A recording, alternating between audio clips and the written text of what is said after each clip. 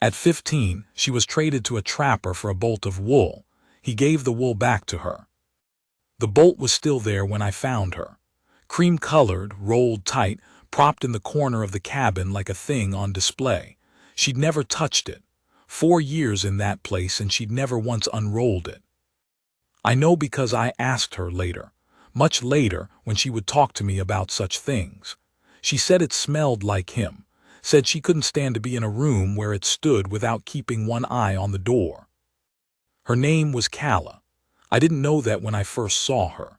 I didn't know anything about her except that Mitch Pruitt was selling beaver pelts out of a cabin that shouldn't have had a woman's washing hung on the line beside it. I need to tell you how I came to be in those hills in the first place, or none of the rest will make sense. My name is Elias Cord. I was 43 years old that autumn and I had been trapping and scouting the Northern Territory for the better part of 20 years. Before that, I served as an Army scout out of Fort Laramie. Before that, I was a boy in Ohio who thought the West was a story, and then I got there and found out it was just cold mostly, and the cold had a way of sorting men into what they were. I'd made a good life for myself by the measure of men in that country. I knew how to read weather in the color of a ridge. I knew which creeks ran muskrat in November and which ones went dry. I kept my word and I paid my debts, and I'd never shot a man who didn't need it. What I did not have was anyone who knew those things about me. That's not complaint. I want to be clear on that. A man alone in the high country for 20 years gets that way by his own choosing, and I'd made my peace with it. I had a cabin near the Gallatin, good tools, sound traps. I traded pelts in Bozeman twice a year, and I didn't owe a soul anything. That was a life. I told myself that was enough. The autumn I'm talking about, the one that changed everything, I was running a line up past Pruitt's claim because the beaver sign had been good along that drainage the year prior. I hadn't seen Pruitt in 3 years. Hadn't thought about him either. He was a man you'd rather not think about. Not dangerous in any obvious way, not outlaw branded, but there was something in how he looked at things that didn't sit right. The way a dog watches its food while it's still eating. I smelled the smoke from his chimney a quarter-mile out and I almost turned back. But I'd been out 4 days and the temperature had dropped overnight and my horse had come up tender on the left front. So I rode in. She was carrying water from the creek when I came through the trees. She didn't look up, just kept walking, the bucket hanging from both hands in front of her, head down. She was small, that was the first thing. Small and deliberate, the way a person gets when they've learned to take up as little space as possible. Her hair was dark and loose, and there was mud on her skirt up to the knee from the creek bank. I stopped the horse and waited. She didn't acknowledge me until she was almost past me, and then she did stop and she looked up, and what I saw in her face then, I've thought about it many times since. It wasn't fear exactly. Fear moves. What she had was stillness. The particular stillness of someone who has long since decided that reacting to things costs too much. I said good afternoon. She said nothing, walked on to the cabin and went inside. Pruitt came out a few minutes later, wiping his hands on a rag that had been dirty longer than it had been clean. I told him about my horse. He let me put her in his lean-to and gave me a cup of coffee that tasted like the bottom of the pot from 3 days ago, and he talked about the season and the price of beaver, and a dispute he had with some Crow men over a stretch of creek.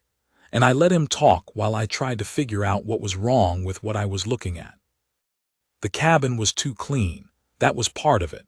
Pruitt was not a clean man. I'd seen his camp years back and it was the usual disaster. Now the yard was swept, the gear hung in order, the cookfire stacked. That was her work, clearly.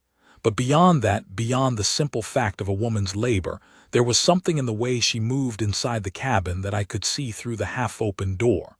Always turning to face whatever room he was in. Always knowing where he was. I'd seen that in animals. Game that's been penned too long learns to track the man who holds the gate. I asked about her. He looked at me a long moment, then smiled the way men smile when they want you to believe a thing is simple. Said she was his wife. said her family had been glad for the arrangement. I said congratulations and asked how old she was. He said she was 19 now, which told me she hadn't been 19 when it started. I stayed that night because of the horse.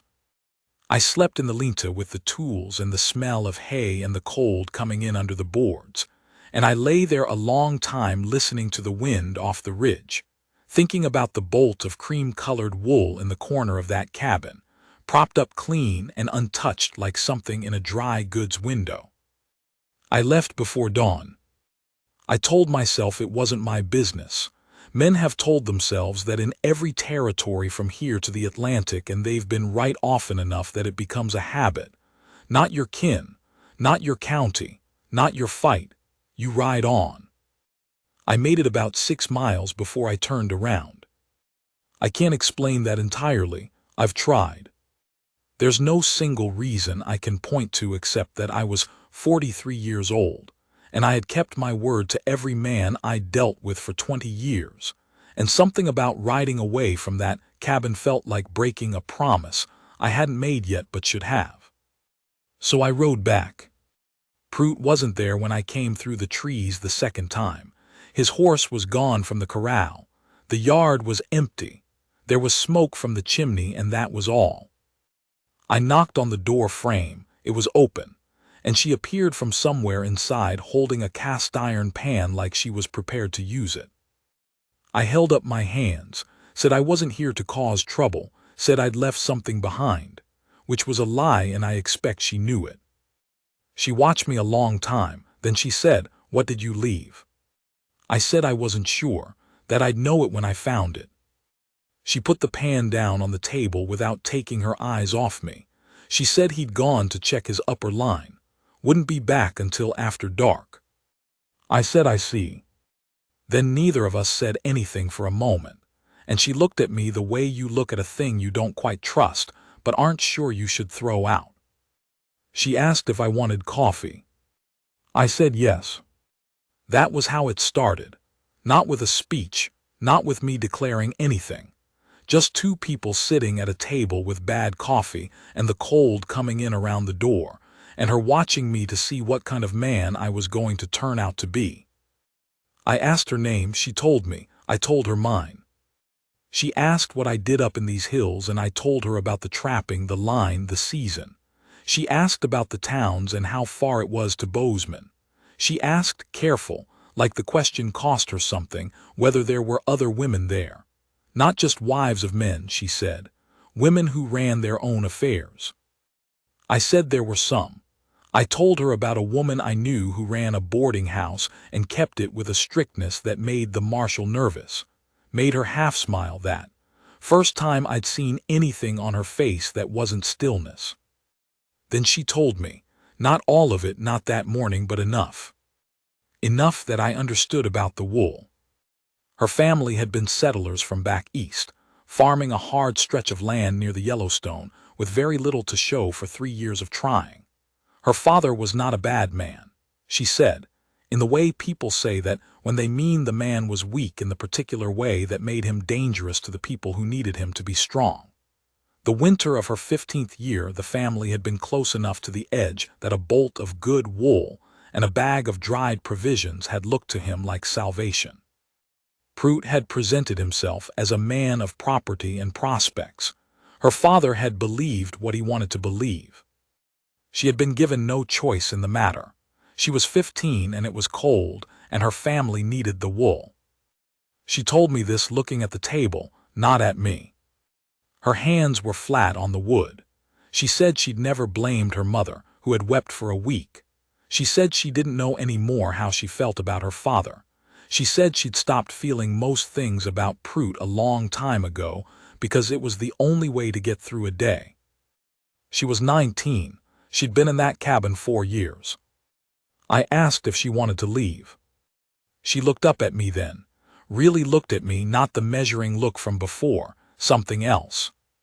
She said she'd wanted nothing else for 4 years, but that she had nowhere to go and no money, and Prout had told her that if she left he would find her, and she believed him. I said, "He won't find you if I take you out of these hills." She didn't say anything for a long time. Then she said, "Why would you do that?" And I had to think about that honestly, because I am not a man who does things without knowing why. I told her the truth. I told her that I'd ridden away that morning and gotten 6 miles and turned around because some things are wrong in a way that doesn't require a man to have a personal stake. That a girl of 15 shouldn't be traded for a bolt of wool. That a woman of 19 shouldn't have to track a man's location from across a room just to feel safe in a house. I told her I had a cabin and I had enough put by and I could get her somewhere safe with no obligation to me of any kind. I made that plain. I wanted her to hear it clearly, that I wasn't trading one arrangement for another. That I would take her north and set her up, and then I would go back to my line, and she would have her life to do with as she chose. She listened to all of that, then she said, "All right." Just that, all right. We were out of there in an hour. She didn't have much. A coat, a dress wrapped around some small things, a pair of worn boots laced up with rawhide where the original lacing had given out. She stood in the middle of the cabin for a moment looking around it, not with regret, I don't think. More like she was making sure she'd remembered that it was real, so she couldn't convince herself later that she'd imagined it. Then she picked up the bolt of cream-colored wool from the corner. She didn't unroll it, just held it in both arms. She said, "Can we take this?" I said we could take whatever she wanted. She said, "I don't want it, but I'm not leaving it for him." We strapped it behind my saddle and rode north. I want to tell this right, which means I have to tell you what didn't happen as much as what did. She didn't fall into my arms. I didn't rescue her and earn some kind of immediate devotion. That's not how it was, and I wouldn't want you thinking it was, because that story is too easy and it isn't true. What happened was this. I took her to a woman I knew in Bozeman, the one who ran the boarding house, and I explained the situation. Clara Hecht was 50 years old and had seen enough of the territory to know when a girl needed solid ground, not sentiment. She took Calla in and put her to work in the kitchen, and treated her exactly like she would treat any capable woman who needed a foothold. I went back to my line. I came back to Bozeman 6 weeks later to trade pelts. I went to the boarding house to make sure things had gone all right. Calla was in the kitchen. She'd cut her hair shorter and she had flour on her apron and she looked different. It's hard to describe. She still had the stillness, but it sat differently on her, like she was still by choice rather than necessity. She saw me come in the door and she said, "You came back." I said I'd told her I would check in. She said most men don't. I didn't know what to say to that, so I asked if she was settled all right, and she said yes. And then Clara appeared and told me to sit down, and she fed me a meal that was better than anything I'd had since the spring. And the three of us sat at that kitchen table and talked for 2 hours about nothing in particular. And it was the best 2 hours I'd spent in longer than I could name. There's a part of this that comes next that I've gone back to many times, trying to understand it. Prout came to Bozeman in January. I wasn't there when he arrived. I was up on the line, but Clara sent word with a trapper named Holt who was heading north anyway, and I came down in 3 days. Prout hadn't made any trouble yet. He just arrived asking around. He wasn't a violent man in the open-fist way of some men. He was the kind who applies pressure quietly, through persistence, and the assumption that the world will arrange itself to suit him. He'd been asking who had seen her. He hadn't gone to the law because what he'd call his claim wasn't exactly the kind of thing you wanted a marshal looking at too closely. I found him at the saloon. We talked, which is to say I told him plainly what was going to happen, and he spent 20 minutes trying different approaches to convince me otherwise. He said she was his wife. I said the circumstances under which that arrangement had been made were not the kind that held up to examination. He said I had no authority. I said he was correct. He said I had no right. I said I agreed with him about rights in the general sense, but that I had been in this territory 20 years and knew every man who mattered in it, and that if he wanted to pursue this, he was going to find it more costly than it was worth. Then I told him about the wool. I told him I had the bolt. I told him I knew what it meant, not just what he'd paid for the girl, but what the existence of that bolt meant about how the transaction had been conducted, and that there were men in this town who would find that interesting. He went quiet. I told him the wool was going to Calla, that he could consider the matter settled. He didn't like it, but Prout was, at his core, a man who calculated odds, and he could see how these ones stacked. He left Bozeman 2 days later. I went to the boarding house. Calla was in the kitchen, same as before. I told her about the conversation. I told her Prout wouldn't be back. She listened with her hands around a coffee cup. When I was done, she said, "He just agreed to that." I said, "More or less." She said, "What did you say to him?" I told her about the wool. She looked at me a long moment. Something moved across her face that I didn't quite have a name for. Then she stood up and went into the back room and came out with the bolt, still rolled tight, and set it on the table between us. She said, "I want to sell it, or trade it. I want to find out what it's worth." I said I could help her with that if she wanted.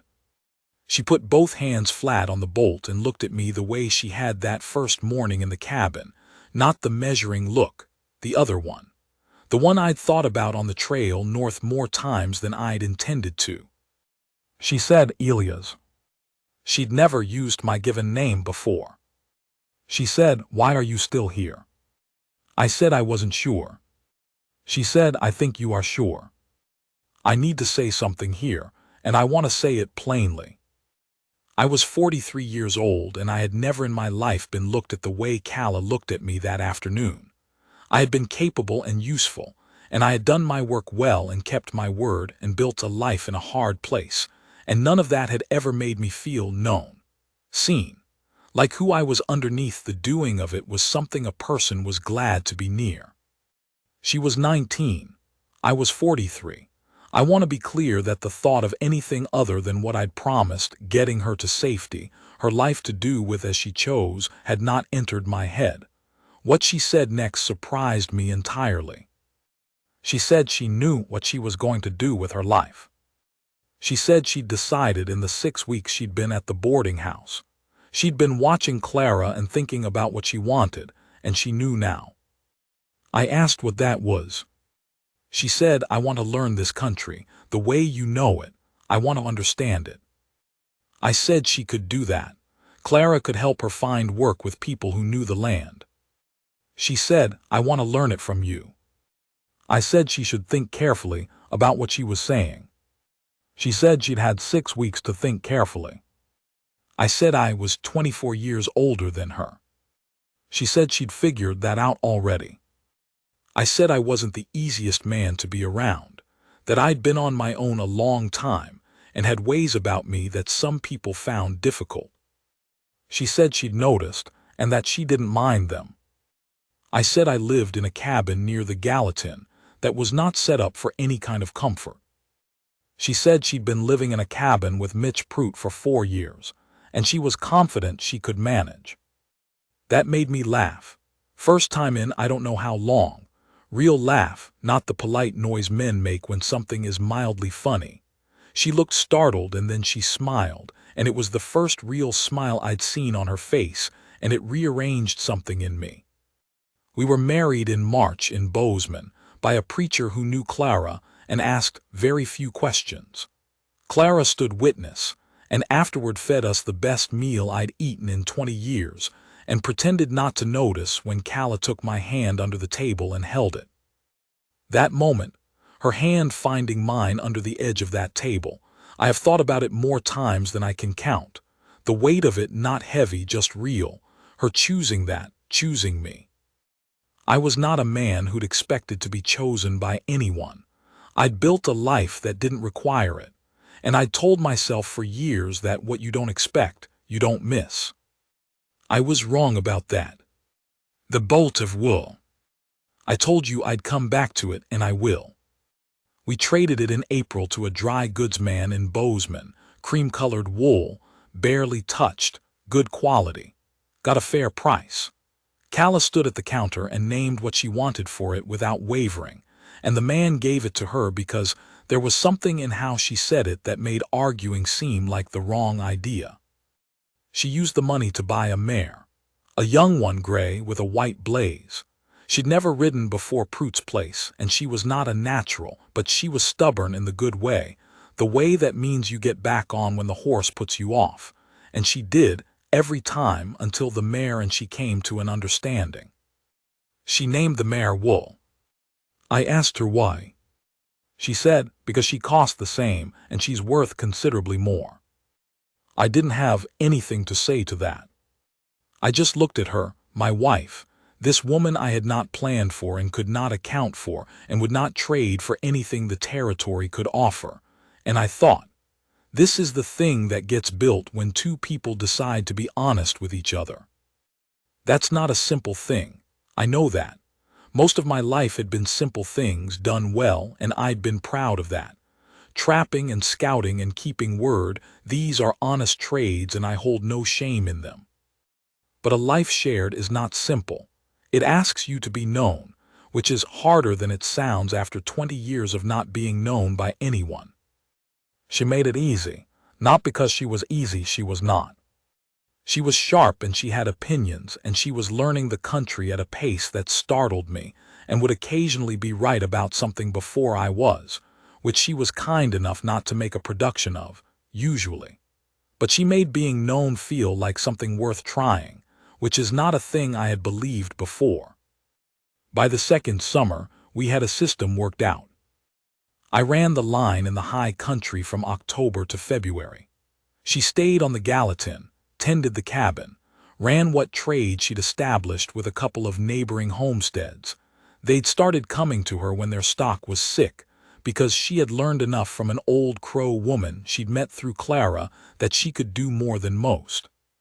She was building something of her own, and she was good at it and she knew it. When I came back from the line in February, she was always there. I want to say that plain. After 20 years of coming back to an empty cabin, there was a woman there who looked up when I came through the door. Not with relief that I'd made it, though I think she felt that, but with a kind of settled satisfaction, like the pieces of the day had clicked back into the right position. One night in February I came back late from checking the lower trap line, half frozen, the kind of cold that gets into the joints and stays. She'd heard me coming. She always heard me. I don't know how. The woman has ears like a deer. And she had the fire built and a pot of something on it, and she handed me a cup without being asked and sat across from me while I thawed out. I was looking at my hands. They were stiff and red, and I was thinking about nothing in particular, just the animal warmth of inside after outside, and she said my name. I looked up. She was watching me with that look, the one from the kitchen, the one I didn't have a name for the first time, and now I do. It's what a person looks like when they are exactly where they want to be. She said, "You know, people in this town say you're the best man in the high country." I said, "People say a lot of things." She said, "They mean it about you. I hear it." I said it was kind of them. She said, "I don't tell you that enough. What you did, not just for me, I mean who you are, what you're worth." I said I was just a man with traps and a horse, and some knowledge of the country. She said, "Elias Cord, you are not just anything." She said it the way the territory says things, plain, with no decoration, which means it cuts straight through. I put down the cup. I looked at this woman who had come into my life not through any plan of mine, but through the plain refusal of a thing that shouldn't be allowed to stand, and I tried to find words for what I felt and didn't find many. I said, "I know I'm not the easiest man." She said, "You're the right one." That's all she said. Then she picked up her own cup and looked at the fire, and I sat there in the warmth with the cold leaving my hands and that word in my ears, right. And I thought about the bolt of wool in the corner of a cold cabin, untouched for 4 years.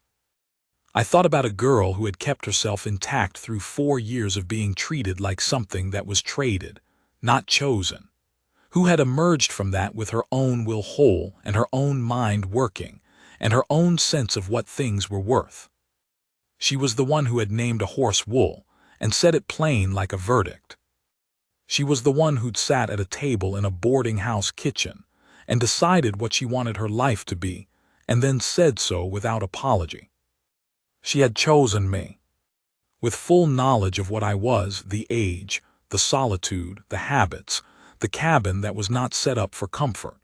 She had looked at all of it and said all right, and she had meant it, and she had never once since given me reason to doubt it.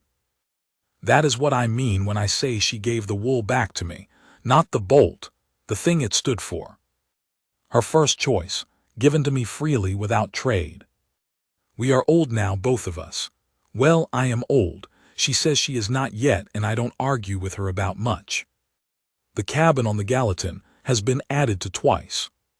We built a second room the year after we married and a third the year after the first of the 2 winters that almost finished me, when she sat beside me for 11 days and would not let the fever have me, which I did not know about until I was on the other side of it, and she told me plainly that I had not been permitted to die. I thought about what she'd said, you were not permitted, and I thought about 43 years of living alone in the territory and the particular belief a man builds up in that time, that he is the only one responsible for himself, that no one else is watching, that what happens to him alone. She had sat beside me for 11 days. She had not slept more than an hour at a time. She had held the fever off by sheer insistence, apparently. I am told she spoke to me, though I don't remember any of it. She is the one who showed me what I was worth. Not by telling me often, she is not a woman who says things twice, but by the plain evidence of what she did. The staying, the choosing, the hand under the table and the mare named Wool and 11 days beside a sick man in a cold room because he was not permitted to die. That's a life, the one I wasn't planning on, the one I wouldn't trade. The mare is long gone now, but we have 2 of her daughters in the corral, and one of them has a white blaze like her mother's, and Calla says that one is worth considerably more than the others, and it's not a thing I'm inclined to dispute. The fire is low tonight. She's on the other side of it, reading something. She reads constantly now, has stacks of things, some in English and some in the Crow language she finished learning 4 years back. And she will tell me about what she's reading in a voice that says she expects me to find it interesting, and mostly I do. In a minute she'll look up and know I've been watching her, and she'll raise an eyebrow, just one. She does that, the left one, and she'll say, "What?" And I'll say, "Nothing." And she'll know that I mean everything. She always does. That's what it is to be known by someone, to have said with your whole life, "I see what you are, I'm staying." I gave the wool back because it was right too. What she gave me back I hadn't known I was missing. But I know it now.